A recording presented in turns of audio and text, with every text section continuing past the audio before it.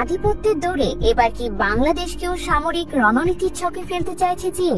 যুক্তরাষ্ট্রের সামরিক গোয়েন্দা সংস্থা ডিফেন্স ইন্টেলিজেন্স এজেন্সি তাদের সদ্য প্রকাশিত বার্ষিক হুমকি মূল্যায়ন রিপোর্টে বলছে, বাংলাদেশের সামরিক অবকাঠামো নির্মাণ করতে চায় চীনের পিপলস লিবারেশন আর্মি। শুধু বাংলাদেশই একমাত্র নয়, চীনের সামরিক নজর ছড়িয়ে পড়েছে অন্তত 20টি দেশে। ডিআইএ বলছে সে তালিকায় আছে মিয়ানমার, থাইল্যান্ড, পাকিস্তান, শ্রীলঙ্কা, সংযুক্ত আরব আমিরাত, নাইজেরিয়া, কিউবা, মোজাম্বিক থেকে শুরু করে সলোমন দ্বীপপুঞ্জ পর্যন্ত এক বিস্তৃত ভূখণ্ড।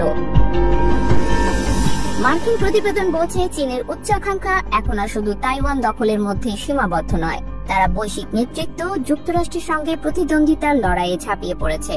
ইন্দো প্যাসিফিক অঞ্চল জুড়ে যুক্তরাষ্ট্র ও তার মিত্রদের ঘিরে ধরতে বৈশ্বিক সামরিক প্রস্তুতি নিচ্ছে বেইজিং।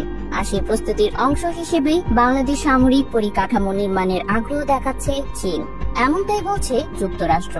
এই দাবি নিছক কোনো রাজনৈতিক কথার ফুলঝুরি নয়, বরং এটি স্পষ্ট একটি ভূ রাজনৈতিক বার্তা। বিশ্লেষকরা বলছে, বাংলাদেশ চীনের এই সামরিক পরিকল্পনায় যুক্ত হলে শুধু আঞ্চলিক নয়, আন্তর্জাতিক নিরাপত্তার ভারসাম্য চ্যালেঞ্জের মুখে পড়বে। ডিআইএ আরো জানিয়েছে, চীন এখন এমন পদক্ষেপের প্রস্তুতি নিচ্ছে যা যুক্তরাষ্ট্রের যে কোনো কৌশলকে প্রতিরোধ, এমনকি প্রতিশোধমূলকভাবে মোকাবেলা করতে পারে। তাদের লক্ষ্য যুক্তরাষ্ট্রের সামরিক জেটগুলোর জনপ্রিয়তা দুর্বল করা, মিত্রদের মধ্যে বিভাজন সৃষ্টি করা এবং নিজেদের বিশ্ব নেতৃত্বে তুলে ধরা। মার্কিন প্রতিবেদনের এই দাবি নিয়ে এখনো বাংলাদেশ সরকারের পক্ষ থেকে আনুষ্ঠানিক কোনো বক্তব্য আসেনি। তবে বাংলাদেশ তার পররাষ্ট্র নীতিতে সবার সঙ্গে বন্ধুত্ব, কারো সঙ্গে বৈরিতা নয়, এই নীতিতে অটল থাকার কথা বহুবার বলেছে।